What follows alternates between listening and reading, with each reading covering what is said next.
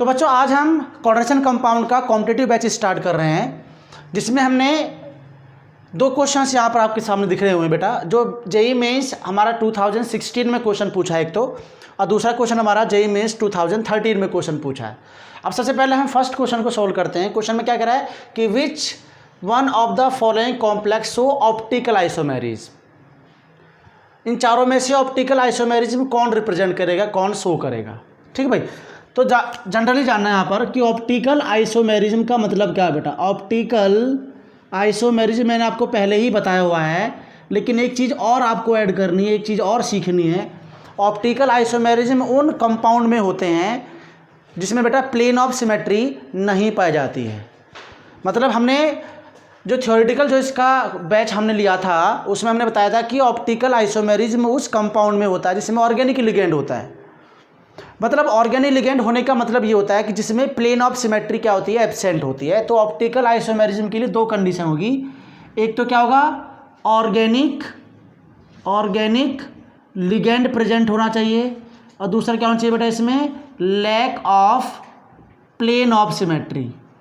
Lack of plane of symmetry, plane of symmetry क्या होनी चाहिए इसमें, नहीं होनी चाहिए। साथ में क्या होगा, उसके अंदर ऑर्गेनिक लिगेंड होना चाहिए, तभी वो ऑप्टिकल आइसोमेरिज्म शो करेगा, तभी वो ऑप्टिकल आइसोमेरिज्म शो करेगा। अब हम वन बाय वन करके इनको चेक करेंगे।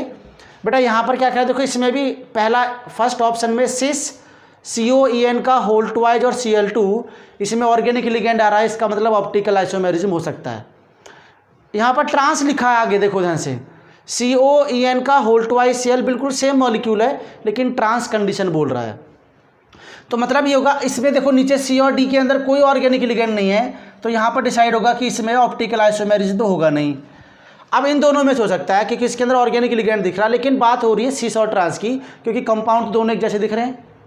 तो अगर मैं इसकी बात करूँगा बेटा, अगर मैं इनकी बात करूँगा तो यहाँ पर क्या करेंगे हम लोग, प्लेन ऑफ सिमेट्री चेक करना। आपको ध्यान रखना, जब भी कॉम्पिटिटिव लेवल का जो भी कोई क्वेश्चन करें तो आपको ध्यान रखना है, सबसे सिंपल और सबसे सटीक आंसर ये होगा कि उसमें प्लेन ऑफ सिमेट्री चेक कर लिया करो। प्लेन ऑफ सिमेट्री का मतलब क्या, पहले ये जान लो। प्लेन ऑफ सिमेट्री का मतलब क्या, तभी तो क्वेश्चन कर पाएंगे। प्लेन ऑफ सिमेट्री का मतलब होगा भाई, जनरली मान लीजिए जैसे ये पेन है, अब ये पेन है, तो अगर मैं बीच में से इसको काटूंगा, तो बेटा जब इसमें मैं बीच में काटूंगा तो ये दो इक्वल हाफ में, दो हाफ में बट जाएगा। लेकिन दो हाफ क्या इक्वल है एक दूसरे के, नहीं, क्योंकि कैप जो आ रहा है बेटा, ये पेन का जो कैप है वो इस साइड में आ रहा है, इस साइड में कोई पेन का कैप नहीं है, तो दोनों दो पार्ट में तो बट गए लेकिन इक्वल नहीं है, मतलब वहाँ पर प्लेन ऑफ सिमेट्री नहीं है। लेकिन अगर मैं इसको ऐसे करके इसको बीचों बीच से ऐसे काटूंगा पूरा, तो आधा पेन इक्वल इधर आएगा, आधा पेन इक्वल इधर आएगा, तो वहाँ पर क्या होगी बेटा, प्लेन ऑफ सिमेट्री होती है। मतलब किसी भी ऑब्जेक्ट को, किसी भी मॉलिक्यूल को जब बीचों बीच से हम कट करते हैं, तो अगर दो इक्वल हाफ बनते हैं तो उसे बोलते हैं प्लेन ऑफ सिमेट्री। समझ रहे बात को, अगर दो इक्वल हाफ ऑब्टेन होते हैं तो उसको बोलते हैं प्लेन ऑफ सिमेट्री। बस किसी मॉलिक्यूल में अगर प्लेन ऑफ सिमेट्री मिल रही है तो वो ऑप्टिकल आइसोमर बिल्कुल भी नहीं होगा। तो बात कर रहे हैं हम लोग, पहले इसका ऑप्शन को देखने जा रहे हैं भाई, सिस CO। तो मैंने क्या लिखा बेटा, यहाँ पर सिस कंडीशन कह रहा है, सिस का मतलब ये होगा, फर्स्ट ऑप्शन देखिए ध्यान से, ये लिखा मैंने CO। सिस का मतलब बोल रहा है बेटा यहाँ पर, एक तो Cl है, दूसरा Cl होगा, फिर यहाँ पर En बाइडेंटेट लिगेंड है, क्योंकि ये लिख दिया, ये हमारा कॉम्प्लेक्स है, क्या होगा, सिस कंडीशन है, ये सिस दे रखा है, आगे Cl लिखा हुआ है, ठीक है। दूसरा कंडीशन क्या बोल दूँ मैं, ट्रांस को देख लेते हैं। ट्रांस में क्या होगा बेटा, ये Cl है, ये Cl होगा, En इस टाइप से, En इस टाइप से, ये भी ये मॉलिक्यूल है, लेकिन क्या कंडीशन, ये ट्रांस है। अब देखिए दोनों में प्लेन ऑफ सिमेट्री किस मिल जाए, जब भी दो ऑर्गेनिक लिगेंड दे रखे हो दो मॉलिक्यूल में, उसमें पूछे कि ऑप्टिकल आइसोमर होगी, तो सबसे पहले क्या चेक करना बेटा, प्लेन ऑफ सिमेट्री चेक करना। तो प्लेन ऑफ सिमेट्री का मतलब ये होगा कि अगर मैं इस मॉलिक्यूल को बीचों बीच से इसको ऐसे कट करता हूँ, तो आधा En तो इधर, आधा En इधर, तो इसका मतलब यहाँ पर क्या होगी बेटा, प्लेन ऑफ सिमेट्री पाई जाएगी। देख लो ध्यान से, इधर से भी आप कट करो, बीच में इमेजिनरी कट लगाएंगे तो एक Cl ऊपर एक Cl नीचे बिल्कुल इक्वल पार्ट आएगा, तो यहाँ पर भी क्या होगी बेटा, प्लेन ऑफ सिमेट्री होगी। यहाँ पर भी क्या होगी हमारी, प्लेन ऑफ सिमेट्री होगी। बात को ध्यान से समझ लेना। तो इसका मतलब क्या होगा, it is optically inactive, optically inactive क्यों? Due to plane of symmetry, due to plane of symmetry, due to plane of symmetry. Plane of symmetry होती है तो इसका मतलब ये ऑप्टिकली एक्टिव नहीं होगा। लेकिन इसकी बात करूंगा तो बेटा यहाँ पर मैं इसको ऐसे कट करूंगा बिल्कुल बीचों बीच से, तो क्या दो इक्वल हाफ बन रहे हैं? नहीं, एक EN एक CL। मैं इसको ऐसे ऐसे कट करूंगा तो एक CL ऊपर एक EN नीचे, तो इसका मतलब दो इक्वल हाफ नहीं बन रहे हैं। तो ऑर्गेनिक लिगेंड होता है और साथ में प्लेन ऑफ सिमेट्री में एब्सेंट होती है, लैक होता है, तो बेटा ऑप्टिकल आइसोमर होगा। तो इसका मतलब क्या बोलेंगे? ये ऑप्टिकली एक्टिव है due to lack of plane of symmetry, plane of symmetry. Plane of symmetry नहीं होती है, इसलिए क्या होगा बेटा? ऑप्टिकली एक्टिव होगा। तो मैं इसमें तो होगा ही नहीं, इसमें तो होगा ही नहीं क्योंकि ऑर्गेनिक लिगेंड तो है ही नहीं। लेकिन इन दोनों में चेक कर लिया कि ये बेटा हमारा प्लेन ऑफ सिमेट्री इसके अंदर नहीं होती है, प्लस ऑर्गेनिक लिगेंड भी होता है। दोनों कंडीशन कहीं फॉलो हो रही है, ऑर्गेनिक लिगेंड और lack of plane of symmetry. तो इसका मतलब बेटा क्या होगा? ये हमारा ऑप्टिकली एक्टिव हो जाएगा। बात समझे आपको बहुत तरीके से। तो हमारा ए आंसर आ गया, ये हमारा आंसर है जो हमारा ऑप्टिकल आइसोमर शो करेगा।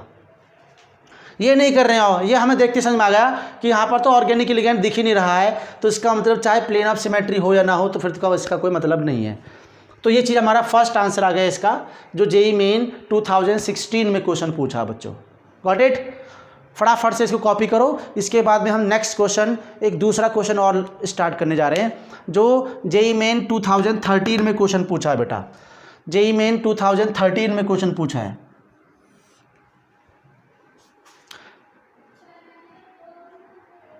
कॉपी कर लिया?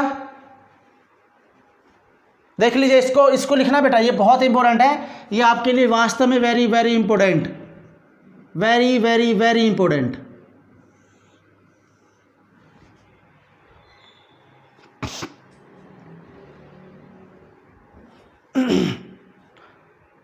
चलिए अब नेक्स्ट हम पार्ट देखते हैं इसका। सेकेंड क्वेश्चन देखते हैं बेटा, सेकेंड क्वेश्चन देखते हैं। Which of the following complex species is not expected to exhibit optical isomerism? इनमें से कौन सा है जो ऑप्टिकल आइसोमर एक्सपेक्टेड नहीं होता है? तो वो चीज़ हम लोग देख लेंगे। यहाँ पर देखिएगा, हमें ऑप्शन में देखते समझ में आ जाएगा कि देखो इसके अंदर ऑर्गेनिक लिगेंड है, सही है। इसके अंदर ऑर्गेनिक लिगेंड है, ओके। इसके अंदर भी ऑर्गेनिक लिगेंड आ रहा है, तो इसका मतलब यहाँ पर ये भी ऑप्टिकल, ये भी ऑप्टिकल, ये भी ऑप्टिकल, लेकिन इस वाले में ऑप्टिकल आइसोमेरिज्म नहीं आ रहा है। ये आप समझ गए होंगे कि किस टाइप से क्वेश्चन होगा।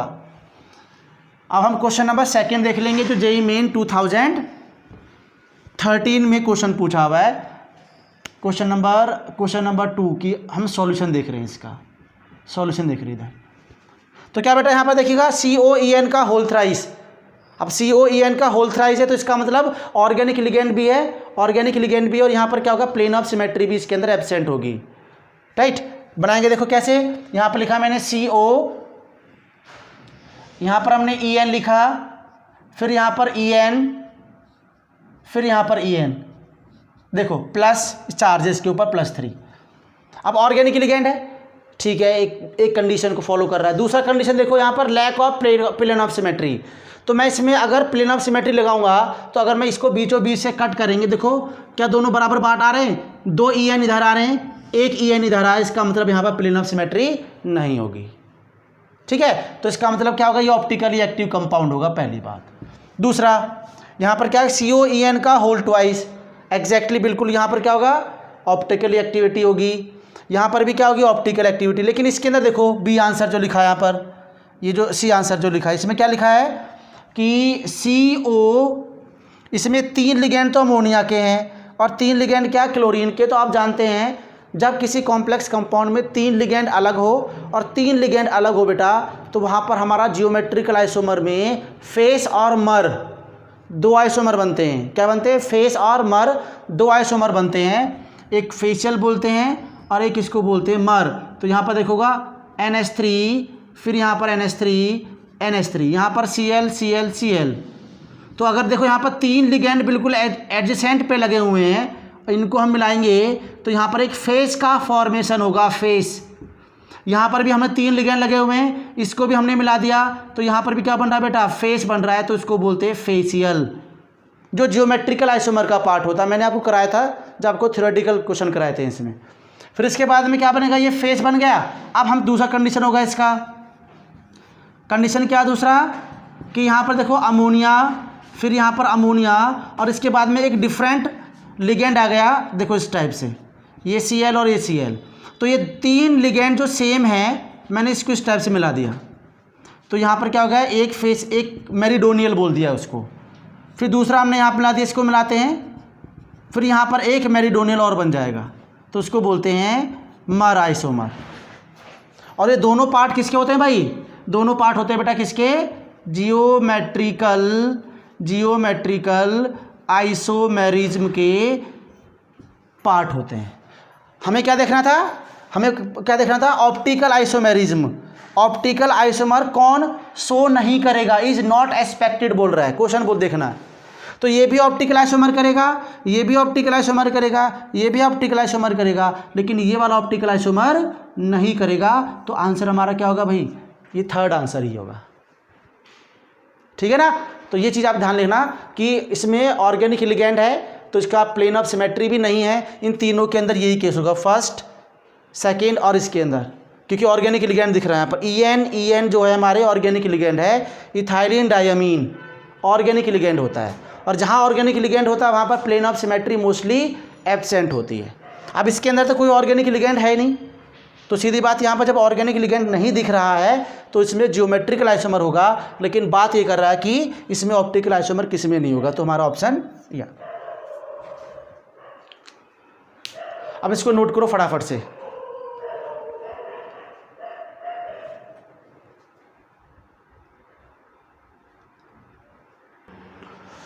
तो बच्चों अब हम नेक्स्ट क्वेश्चन करेंगे हम लोग, जो जेईई मेंस 2011 में पूछा हुआ क्वेश्चन है। और दूसरा क्वेश्चन में बेटा 2011 में क्वेश्चन पूछा जेईई मेंस में, राइट।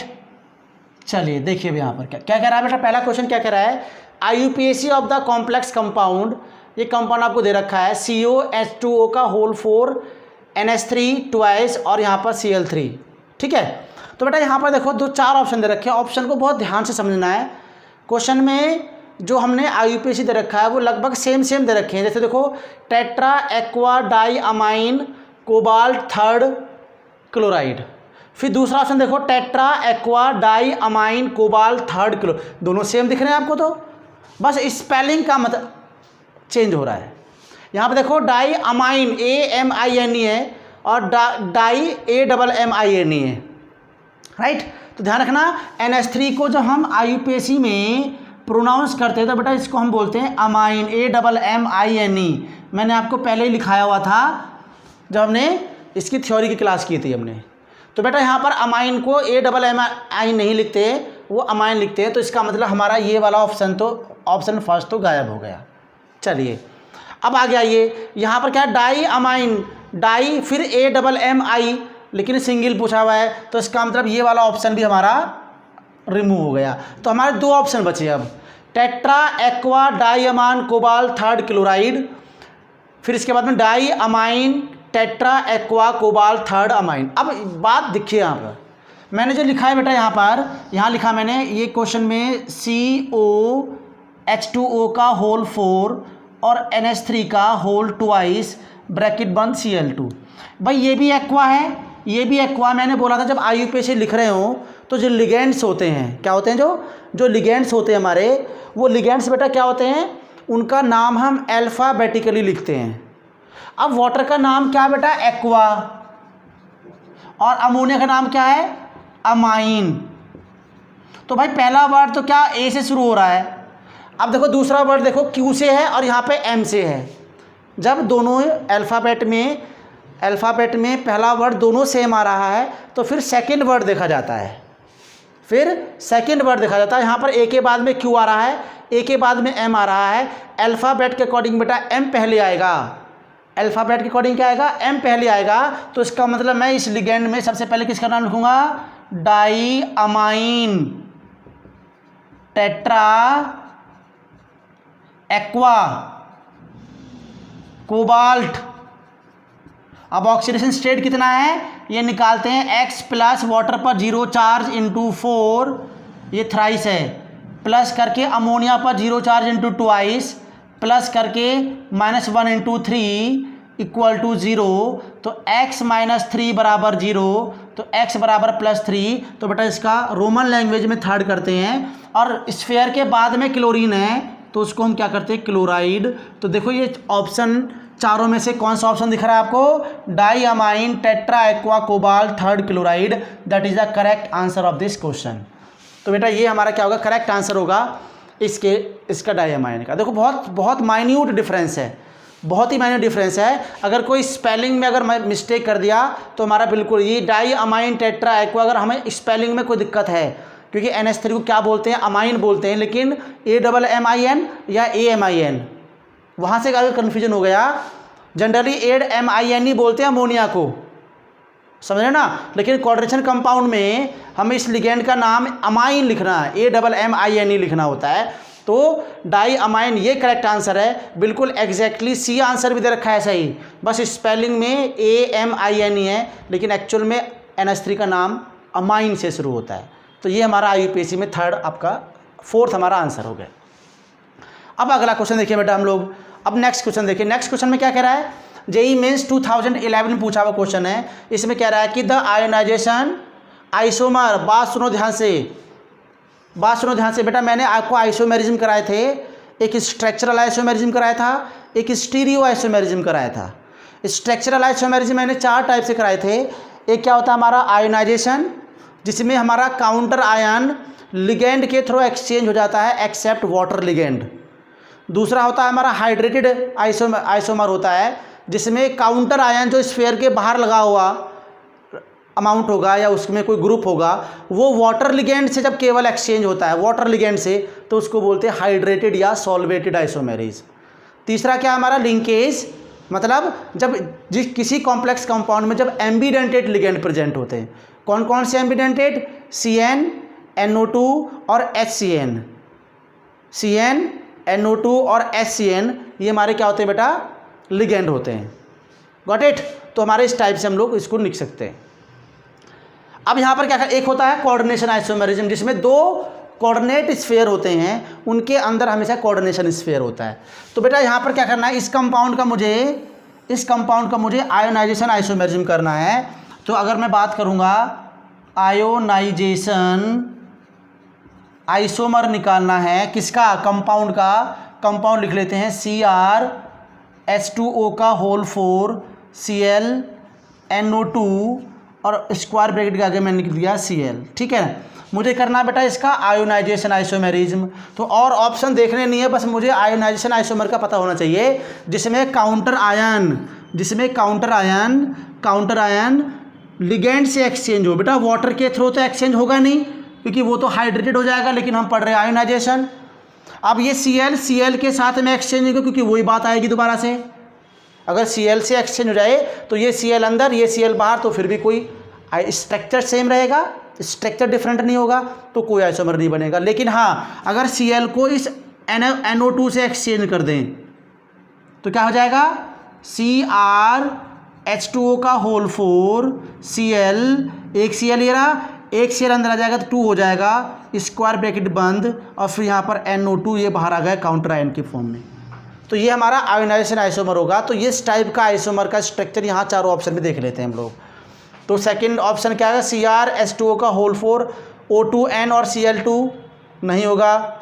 इसके बाद में क्या होगा, CrNH2Cl इसके अंदर चला गया था, देखो बिल्कुल मैच कर रहा है। तो हमारा आंसर क्या आ गया बेटा, बी आंसर आ गया। यही हमारा आयोनाइजेशन आइसोमेरिज्म हो जाएगा, क्योंकि जो काउंटर आयन था वो इस NO2 लिगेंड के साथ में एक्सचेंज हो गया। बाकी Cl के साथ में एक्सचेंज अगर होगा तो ये Cl अंदर और ये Cl बाहर, स्ट्रक्चर तो बिल्कुल एज इट इज रहा, लेकिन आइसोमर क्या बोलता है, स्ट्रक्चरल आइसोमर क्या बोलता है, जिसका मॉलिक्यूलर फॉर्मूला सेम रहे बट स्ट्रक्चरल फॉर्मूला क्या रहे, डिफरेंट रहे, है ना, उसको बोलते हैं हम आइसोमर। तो इसका मतलब जब Cl के साथ में एक्सचेंज करेंगे तो कोई स्ट्रक्चर में चेंज नहीं आएगा, कोई आइसोमर नहीं होगा। लेकिन अगर इस काउंटर आयन को अगर NO2 से करेंगे तो भैया हमारा आयोनाइजेशन आइसोमर हो जाएगा। और इस चारों ऑप्शन में से हमें ये ऑप्शन दिख रहा है सही, ये बी ऑप्शन दिख रहा है जो हमारा करेक्ट आंसर होगा।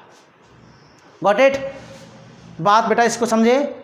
अब इसको जरा फटाफट से दोनों क्वेश्चंस का, ये क्वेश्चन नंबर हमारा इसमें फर्स्ट है और ये क्वेश्चन नंबर हमारा सेकंड का आंसर है। आप इसको नोट करो फटाफट से, फिर हम अगले कुछ क्वेश्चन करेंगे जो जेईई मेंस में क्वेश्चन पूछे हुए हैं। बेटा हम लोग कोऑर्डिनेशन कंपाउंड में आज के लेक्चर में हम केवल उन्हीं क्वेश्चंस को डिस्कस करेंगे जो जेईई मेंस में क्वेश्चन पूछा हुआ है, जिससे कि आपको आइडिया लग जाएगा कि जेईई मेंस में किस किस लेवल के क्वेश्चन आपको पूछे हुए हैं। समझ रहे हैं बात को क्या कह रहा हूँ बेटा मैं? तो इस बात को आप बहुत अच्छे से क्लियरली नोट कर लीजिएगा कि कोई भी कंपाउंड या कॉम्प्लेक्स कंपाउंड में हमारा आइसोमर, आयोनाइजेशन आइसोमर कैसे निकालते हैं, ये सब कुछ मैं आपको थ्योरेटिकल जो हमारा बोर्ड लेवल का जो बैच होता है, मैं सब कुछ आपको पहले डिक्टेट कर चुका हूँ। राइट? मैं सब कुछ डिक्टेट, कोई अलग से चीज़ नहीं बता रहा हूँ, बस मैं यहाँ पर क्वेश्चन डिस्कस कर रहा हूँ जेईई मेंस में किस किस लेवल के क्वेश्चन पूछते हैं। और आप देख लीजिए जो लेवल का मैं क्वेश्चन करा रहा हूँ बेटा, वो मैं आपको पहले ही बोर्ड लेवल में सब कुछ मैं आपको समझा चुका हूँ। कोई भी ऐसा लेवल नहीं है कि मुझे अलग से कॉन्सेप्ट बताना पड़ रहा है, मैं आपको उसमें ही बता चुका हूँ सारा कुछ, सब कुछ बहुत ब्रीफली, बहुत अच्छे से हमने पढ़ लिया है। Got it? फटाफट से कॉपी करो बेटा। अब अगला क्वेश्चन हम लेके आते हैं दूसरे, जो जेईई मेंस में क्वेश्चन पूछा हुआ है।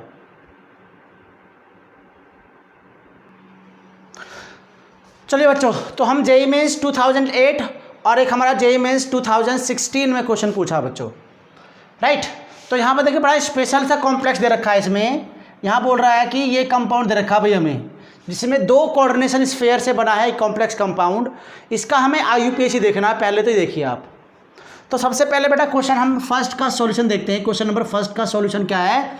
यहाँ पर देखो NiNH3 का होल 4 स्क्वायर ब्रैकेट और दूसरा क्या लिखा बेटा? NiCl4 ब्रैकेट बंद। तो भाई यहाँ पर हमने क्या देखा कि 2 स्क्वायर ब्रैकेट है बेटा। तो मैं यहाँ पर IUPAC निकालूंगा। तो सबसे पहले एक बात जाननी है हमें भाई, कोई भी कोऑर्डिनेशन स्फीयर है, कोई भी कोऑर्डिनेशन स्फीयर की बात ना करें, किसी भी कंपाउंड की बात करें, किसी भी आयनिक कंपाउंड की बात करें, जो सबसे पहला वर्ड लिखा होगा, जो सबसे पहला एलिमेंट या सबसे पहला ग्रुप लिखा होगा, वो हमेशा पॉजिटिवली चार्ज्ड होगा। जैसे मैंने बोलता हूँ NaCl है, कोई आयनिक कंपाउंड है, तो ये पहला वाला कंपाउंड क्या बेटा? ये हमारा कटायनिक स्पीसीज है और दूसरा वाला क्या होगा? एनायनिक स्पीसीज है किसी भी आयनिक कंपाउंड में। तो ये कोऑर्डिनेशन स्फीयर है बेटा। ये पहला वाला जो स्फीयर है एज ए बिहेव करेगा कटायन, और जो दूसरा वाला वो एज ए बिहेव करेगा एनायन। और आप जानते हैं ये रूल होता है कि कटायन का नाम सबसे पहले लिखते हैं और एनायन का नाम सबसे बाद में लिखते हैं। कटायन का नाम सबसे पहले लिखते हैं और एनायन का नाम सबसे बाद में लिखते हैं। ये बात आप क्लियरली कॉपी कर लीजिए, इसको बहुत अच्छे से दिमाग में उतार लीजिए। तो बेटा मैं कटायन का नाम लिखूंगा पहले, मतलब इस वाले स्फीयर का नाम लिखूंगा। और किसी भी कोऑर्डिनेशन स्फीयर में किसी भी कोऑर्डिनेशन स्फीयर का अगर नाम लिखेंगे बेटा, तो सबसे पहले लिगेंड का नाम लिखेंगे, फिर सेंट्रल मेटल एटम का नाम लिखेंगे और फिर इसकी ऑक्सीडेशन स्टेट को रोमन लैंग्वेज में लिखना है। इस तरह से ये हमारा रूल होता है, हमने पहले भी थ्योरेटिकल पार्ट में डिस्कस कर चुके हैं पहले। तो सबसे पहले यहाँ पर बड़ा टास्क ये है कि इसमें सेंट्रल मेटल एटम की हमें ऑक्सीडेशन स्टेट कैसे निकाली जाए।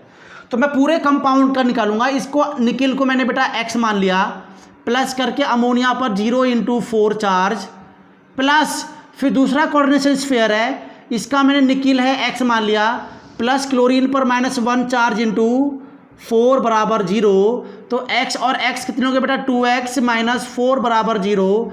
x बराबर हमारा +2 आ गया। मतलब इस निकिल का भी +2 चार्ज है और इस निकिल का -2 चार्ज है। ध्यान दीजिएगा, क्योंकि ये एनायनिक स्पीसीज है। तो इसका मतलब अगर मैं बोलूँगा तो यहाँ पर +2 चार्ज है, यहाँ पर -2 चार्ज है। कटायनिक है, एनायनिक है, तभी 2x का 4 है। Got it? तो हमें पता चल गया कि निकिल का भी +2 चार्ज है, ऑक्सीडेशन स्टेट है, और इस निकिल का भी +2 ऑक्सीडेशन स्टेट है। मतलब जो नेगेटिव में हम लोग ऐसे लिखते हैं उसको स्फीयर को रिप्रेजेंट करने के लिए। तो मैं नाम लिखूंगा पहले यहाँ से, कटायन का नाम लिखेंगे। तो क्या लिखा बेटा मैंने? Tetra ammine, AMMINE, nickel. कि कटायन में मेटल का नाम मेटल ही लिखते हैं, निकिल। सेकेंड ऑक्सीडेशन स्टेट आ गया ये। फिर अगला कोऑर्डिनेशन स्फीयर आ गया बेटा। इस कोऑर्डिनेशन स्फीयर में सबसे पहले लिगेंड का नाम लिखेंगे, तो क्या लिखा मैंने, टेट्रा क्लोराइडो या क्लोरो, फिर यहाँ पर निकिल।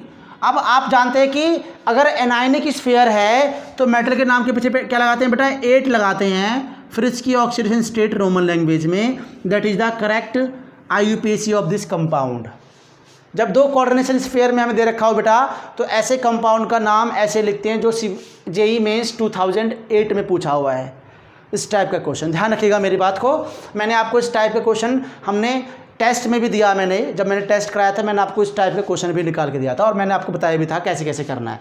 तो बेटा इस वाले को हमने इस चारों ऑप्शन में ढूंढ लेना है, tetra amine nickel second, tetra chlorido nickelate second. तो इसका मतलब बेटा हमें यहाँ पर second option third option C option मुझे यहाँ पर मैच कर रहा है। तो ये वाला आंसर हमारा इतना हो जाएगा। Got it? बात समझे बेटा सब लोग? बहुत क्लियरली बात समझे आप लोग? वेरी गुड, शानदार, बहुत बढ़िया। फटाफट से आप लोग इसको कॉपी करिए। फिर मैं JEE मेंस 2016 में जो क्वेश्चन पूछा हुआ है, हमने मैग्नेटिक मोमेंट निकालना है, मैग्नेटिक बिहेवियर निकालना बेटा, राइट? पहले से कॉपी करिए, फिर मैं इसको रफ करके क्वेश्चन नंबर 2 2016 JEE मेंस का क्वेश्चन करते हैं हम लोग। ये वाला भाई क्वेश्चन का लेवल देखिएगा आप लोग, क्वेश्चंस को किस किस टाइप से पूछा हुआ है ये जानना बहुत ज़रूरी है बेटा। ये क्वेश्चन का लेवल आपको निकालना बहुत ज़रूरी है।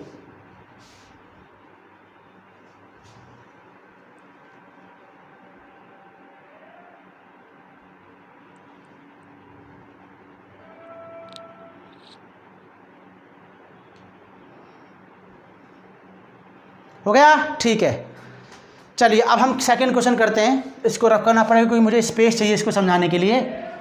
अब हमें मैग्नेटिक मोमेंट निकालना है। भाई आप जानते हैं, आपने बोर्ड लेवल का सारा क्लास लिया है, तो मैंने मैग्नेटिक मोमेंट निकालने का भी बताया था आपको तरीका। Got it? मैग्नेटिक मोमेंट निकालने का तरीका बताया था। मैग्नेटिक मोमेंट निकालने के लिए क्या करते हैं बेटा हम लोग? मैग्नेटिक मोमेंट निकालने के लिए हम लोग करते हैं √n+2, ये हमारा फॉर्मूला होता है, यूनिट होती है बोर मैग्नेटॉन। ये लो बोर मैग्नेटॉन निकालते हैं, ठीक है ना? और n का मतलब क्या? Number of unpaired electron, number of unpaired electron है। तो मैं इसको चेक करूंगा। पहले मैं CR से बात करता हूं। देखो सबसे पहला ऑप्शन मैं स्टार्ट कर रहा हूं। मैंने यहाँ पर लिखा क्रोमियम बेटा 24 इलेक्ट्रॉन है और इसमें मैंने ऑक्सीडेशन स्टेट कितना आ रहा है, पहले x का वैल्यू मैं यहाँ पर निकाल लूँगा कि वाटर पर 0 चार्ज है, 0 × 6, तो इस पर +2 चार्ज है। तो बेटा मैं यहाँ पर x बराबर क्या कर दूँगा, x बराबर +2 रहेगा।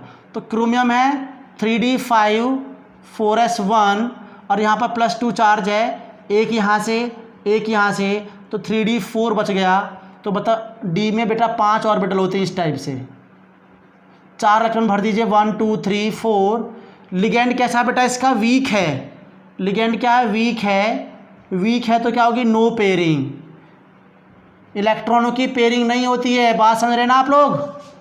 इलेक्ट्रॉनों की पेयरिंग नहीं होती है, राइट? इलेक्ट्रॉनों की पेयरिंग नहीं होती अगर वीक लिगेंड है। देखो यहाँ पर मैं इसको देख रहा हूँ, वहाँ पर सॉल्यूशन कर रहा हूँ आपको, राइट? तो हमने क्या कर दिया यहाँ पर, n का वैल्यू कितना आ गया बेटा? n का वैल्यू 4 आ गया। तो डाइपोल मोमेंट निकाल दूंगा इससे, n+2, तो इसका मतलब इक्वल टू क्या आ जाएगा? 4 + 2, तो अंडर करके 24 आ जाएगा, जिसको मैं सोल्व कर दूंगा, कितना आएगा? 4.87 bm। ये करके हमारा मैग्नेटिक मोमेंट निकल के आ जाएगा। अब इसका सेकंड पार्ट इसी में दे रखा है, Fe का पूछ रहा है, तो मैं सेकंड पार्ट में क्या कर दूंगा? Fe। फिर यहाँ पर वाटर को होल 6 बोला है बेटा, ऊपर +2 चार्ज है, तो इसका ऑक्सीडेशन स्टेट तो कितना आ जाएगा? +2 आएगा। Fe को निकाल दीजिए। Fe में कितना है बेटा? 26 इलेक्ट्रॉन है। ध्यान दीजिएगा, 26 इलेक्ट्रॉन है Fe का, ठीक है? मैं 26 है, ज़रा इसमें देख लेते हैं कि 26 ही दे रखा है यहाँ पर कंपाउंड का फॉर्मूला। हाँ जी, Fe+2 ही दे रखा है। तो बेटा 26 इलेक्ट्रॉन है यहाँ पर +2 चार्ज है, 3d6 4s2, इस पर +2 चार्ज है, 2 निकल गए, तो कितना आ जाएगा बेटा? D के अंदर कितने और इलेक्ट्रॉन आ गए हमारे? 6 इलेक्ट्रॉन है, 1 2 3 4 5 6। अब लिगेंड कैसा है यहाँ पर, वीक है, तो बेटा क्या होगी, नो पेयरिंग है, यहाँ पर नो पेयरिंग है। नो पेयरिंग तो इसका मतलब इलेक्ट्रॉन की पेयरिंग नहीं करना, बिल्कुल एज इट इज छोड़ देना है। तो यहाँ पर भी n का वैल्यू कितना आ गया बच्चों, 4 आ गया। n का वैल्यू कितना आ गया, 4 आ गया। जब n का वैल्यू 4 आ गया बेटा, तो मैं यहाँ पर म्यू निकाल दूंगा अंडर रूट करके n प्लस 2 और इक्वल टू अंडर रूट करके n कितना है 4 प्लस 2 बराबर आएगा अंडर रूट करके 24, और 24 का मतलब है बेटा 4.87 BM। दोनों का सेम आ रहा है, पहले ऑप्शन में हमारा सेम मिल गए। सेकेंड थर्ड और फोर्थ में ऑप्शन में निकालोगे तो आपका BM हमारा अलग अलग आएगा। जैसे मैं दूसरा वाला चेक करके दिखाऊंगा मैं आपको, तो हमारा दोनों का मैग्नेटिक मोमेंट हमारा सेम आ गया। तो इसका मतलब हमें ये वाला कंफर्म तो मिल गया। आपको सारा चेक करना, तीनों के तीनों जो अदर बचे हैं इनको भी चेक करना बेटा आपको, क्योंकि हमारे question more than 1 correct answer भी हो सकते हैं भाई। हमारे क्वेश्चन में मोर देन 1 करेक्ट आंसर भी हो सकते हैं, मैं आपको पहले बता रहा हूँ बेटा, राइट। तो हमने यहाँ पर एक आंसर निकाले, इसका मतलब इन दोनों का सेम आ रहा है, ठीक है। अब मैं बी आंसर चेक करता हूँ, बिल्कुल एज इट इज ऐसे ही करना है। पहले मुझे जो क्रोमियम है, जो भी सेंट्रल मेटल एटम है, उनका इलेक्ट्रॉनिक कॉन्फ़िगरेशन करके दिखाना है। फिर उसमें ऑक्सीडेशन स्टेट में इलेक्ट्रॉन निकाल के दिखाने हैं, डी में जितने इलेक्ट्रॉन्स को भर दीजिए, और फिर लिगेंड का नेचर भी चेक करिए कि स्ट्रॉन्ग है वीक है। स्ट्रॉन्ग लिगेंड कौन कौन से होते हैं भाई, CO, CN और NO2। CO, CN और NO2 ये हमारे 3 लिगेंड स्ट्रॉन्ग होते हैं, बाकी सारे क्या होते हैं बेटा, वीक होते हैं। अब मैं बी ऑप्शन चेक करता हूँ कि बी ऑप्शन में क्या करने की कोशिश कर रहा है, और बी ऑप्शन में हमारे क्या मैग्नेटिक मोमेंट सेम आ रहे हैं या नहीं आ रहे हैं, इसको देख लेते हैं हम लोग, ठीक है। जरा सुनिए ध्यान से, मैंने BM लिखा बेटा, यहाँ पर बी का ऑप्शन लिखा मैंने, MnS2O का होल 6 ब्रैकेट बंद, यहाँ पर क्या आएगा बेटा +2, साथ में मैंने FeS2O का होल 6 ब्रैकेट बंद, यहाँ पर +2 कह दिया है। तो बेटा मैं यहाँ पर x का वैल्यू +2 आएगा इसके लिए भी, और यहाँ पर भी x का वैल्यू कितना आएगा, +2 आएगा। Mn में 25 इलेक्ट्रॉन है, +2 चार्ज आ रहा है, तो 3d5 4s2, 2 प्लस चार्ज है, 2 इलेक्ट्रॉन निकल गए, तो 3d5 बच गया। डी में बेटा कितने ऑर्बिटल है, 5 ऑर्बिटल बना दिए, 1 2 3 4 5। वीक लिगेंड है, तो इसका मतलब क्या होगा बेटा, नो पेयरिंग, तो n का वैल्यू 5 और mu equal to under root 5 plus 2 कितना आ जाएगा, 35 अंडर रूट करके आ जाएगा। सॉल्व करेंगे बेटा 5.76 BM बोर मैग्नेटॉन, ये म्यू आ गया किसके लिए, Mn के लिए। अब ऐसे मैं क्या कर दूंगा, आयरन के लिए चेक कर दूंगा, बिल्कुल अभी थोड़ी देर पहले निकाला। यहाँ पर भी आयरन में 26 इलेक्ट्रॉन है, +2 चार्ज ऑक्सीडेशन स्टेट, तो चार्ज +2, 3d6 4s2 है, ऐसे वैसे निकल गए, 3d6 बच गया। डी में 5 ऑर्बिटल भैया, 6 भर 2 इलेक्ट्रॉन 5 और एक 6, तो n का वैल्यू आ गया हमारा 4, तो म्यू निकाल देंगे बच्चों under root n plus 2। Solve करेंगे तो क्या होगा, अंडर रूट करके 4 प्लस 2 तो बराबर अंडर रूट करके 24, जिसको सॉल्व करेंगे तो 4.87 BM। तो मतलब इन दोनों का डायपोल मोमेंट क्या आ रहा है, बराबर नहीं आ रहा है, डिफरेंट आ रहा है। सही है बच्चों, डिफरेंट आ रहा है, बराबर नहीं आ रहा है, समझाना बहुत ध्यान से। ऐसे हमने सी को चेक कर लेना है, ऐसे हमने डी को चेक कर लेना है। हमारा आंसर तो फिक्स हो गया, ए इसका ऑप्शन सही है, क्योंकि इन दोनों का मैग्नेटिक मोमेंट दोनों का बराबर आ रहा है। दोनों का मैग्नेटिक मोमेंट क्या आ रहा है बेटा, बराबर आ रहा है। गॉट इट, मैग्नेटिक मोमेंट दोनों का बराबर आ रहा है। ये मैग्नेटिक मोमेंट आप बहुत अच्छे से क्लियरली समझ चुके हैं। मैंने आपको बोर्ड लेवल बैच में मैं आपको बहुत अच्छे तरीके से मैं आपको बताया हुआ है। तो चाहे जेई मेंस में आए, चाहे जेई एडवांस में आए, चाहे नीट या एम्स में क्वेश्चन आए, तो बेटा आप आराम से इन क्वेश्चंस को बहुत तरीके से, बहुत फास्टली आप इन क्वेश्चन को सबको टैकल कर सकते हैं। Got it. तो फटाफट से इसको नोट डाउन करो, साथ में बेटा क्वेश्चन भी नोट डाउन करते रहने हैं, साथ में क्वेश्चन भी नोट डाउन करते रहिए। आप लोग क्वेश्चंस को भी नोट डाउन करते रहना बेटा, ध्यान दीजिएगा।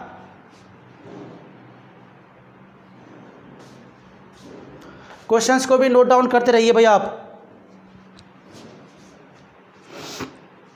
अब हम और क्वेश्चन करेंगे जो हमारा जेई मेंस में क्वेश्चन पूछा बेटा, हमारा जेई मेंस में क्वेश्चन पूछा है। ये जेई मेंस जेई एडवांस में 2016 में क्वेश्चन पूछा, जरा फटाफट से इसको देख लेते हैं एक बार।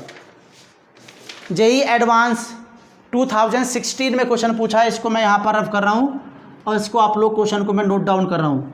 तब तक आप उसके सॉल्यूशन को अगर नोट डाउन करना चाह रहे हैं तो कर लीजिए।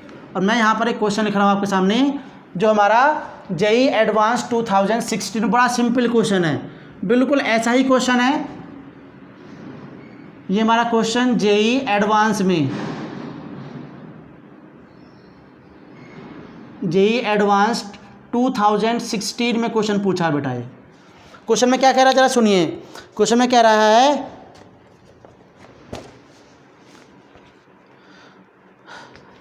अमोंग द, यहाँ लिखो बेटा, अमोंग द फॉलोइंग, यहाँ लिख रहा हूँ मैं, among the following complex, among the following complex, complex याद रखें, NiCO का होल 4 ब्रैकेट बंद, ऊपर आपका +2 चार्ज, +2 चार्ज नहीं दे रखा बेटा। इसके बाद में क्या दे रखा है, NiCl4 ब्रैकेट बंद -2 चार्ज। एक और कॉम्प्लेक्स दे रखा है CONH3 का होल 4 Cl2 ब्रैकेट बंद, आगे Cl दे रखा है। ओके, एक और दे रखा है मैं Na3COF6 ब्रैकेट बंद, राइट। तो क्या करना है इसमें, टोटल नंबर ऑफ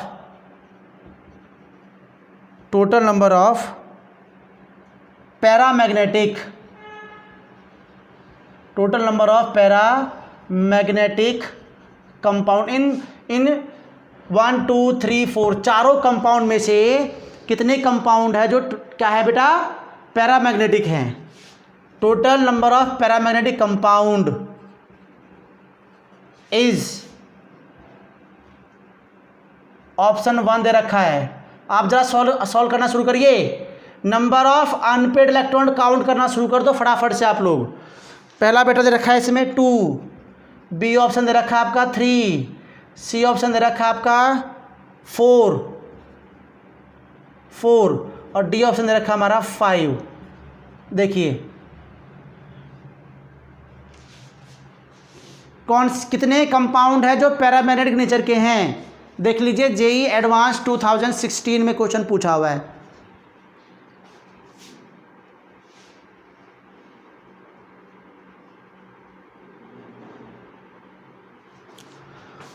एक क्वेश्चन पूछा बेटा जेई मेंस में, क्वेश्चन पूछा हुआ है 2010 में। क्वेश्चन क्या पूछा जरा सुनिए ध्यान से। The complex showing a spin only magnetic moment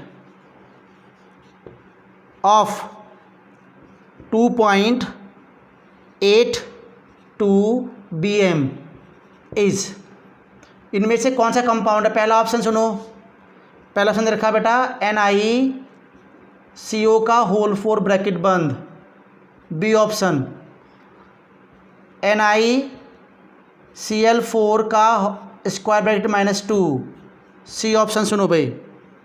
यहाँ पर लिख रहा है NiCN का होल 4 ब्रैकेट बंद, यहाँ पर -2,